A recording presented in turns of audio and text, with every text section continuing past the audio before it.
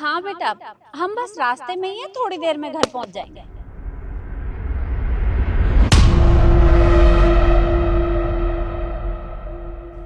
ये आवाज कैसी? बहू, ये तुम पीछे मुंह करके क्यों खड़ी हो? क्या हुआ? वो मम्मी जी, मुझे ना चक्कर आ रहे हैं। चक्कर आ गए? अरे पर अभी तक तो ये बिल्कुल ठीक थी, अब अचानक से क्या हो गया? चक्कर कैसे आ सकते हैं?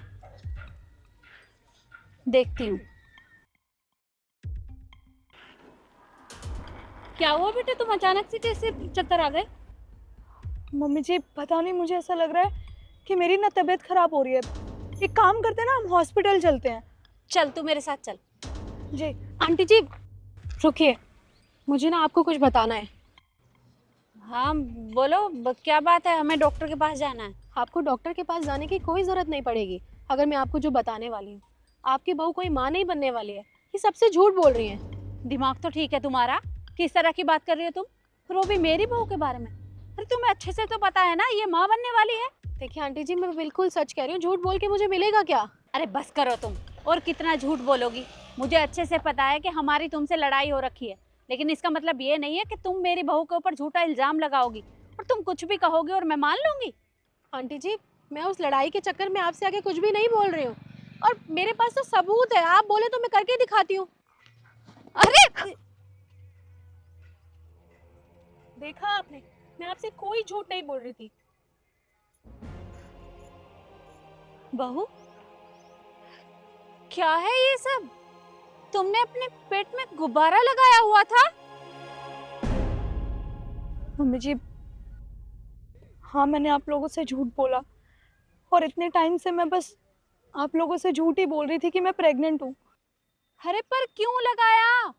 मम्मी जी मैं कैसे बताती आप दोनों को कि मैं कभी माँ नहीं बन सकती। आपको पता है ना कि आप और तरुण कितने खुश थे मेरी ये प्रेगनेंसी की न्यूज़ सुन के। पर पता नहीं अचानक से क्या हुआ कि डॉक्टर ने मुझे ये सब बताया। इसलिए बस मैं आप लोगों का दिल नहीं दुखाना चाहती थी, इसलिए मैंने आप लोगों से झूठ बोला। देखिए मम्मी जी, मेरा तरीका गलत हो सकता है, पर मेरी इंटेंशंस बिल्कुल सही हैं। आई एम रियली सॉरी, आप प्लीज़ मुझे माफ़ कर दीजिए। मुझे लगा कि आप लोग मुझे नहीं समझते। अरे पर तुम्हें हमसे झूठ नहीं बोलना चाहिए था, कम से कम सच बताया होता। मुझे नहीं तो तरुण को तो बता दिया होता। मम्मी जी मैंने आपसे बोला ना कि तरुण मेरी प्रेगनेंसी के न्यूज़ से बहुत खुश थे। मैं उन्हें कैसे बताती कि मैं कभी माँ बन ही नहीं सकती। आप खुद सोचिए ना, मैंने एक बार कोशिश भी की थी, पर उनकी खुशी देख के मैं उन्हें दुख नहीं देना चाहती थी, बस इसलिए मैंने ये सब किया। कोई बात नहीं बेटा, तुम माफी मत मांग। मैं जानती हूँ कि माँ ना बनने का दुख क्या होता है, पर तुझे हमें सच बताना चाहिए था। हम दोनों तुझसे बहुत प्यार करते हैं, पर जो हुआ सो हुआ। देख, तू चिंता मत कर, मैं तरुण को अपने आप समझा दूंगी। वो मेरा बेटा है, मेरी सारी बात मानता है। हम आज के आज अनाथ आश्रम जाएंगे और वहां से एक बच्चा गोद ले लेंगे, जिससे उस बच्चे को माँ बाप का प्यार मिलेगा और तुझे माँ बनने का सुख मिलेगा। तू बिल्कुल भी परेशान मत हो। और ईशु बेटा, मुझे माफ कर देना, मैंने जाने अनजाने तुम्हें कितना कुछ सुना दिया। कोई बात नहीं, आप मुझसे माफ़ी मत मांगिए, मैं चलती हूँ।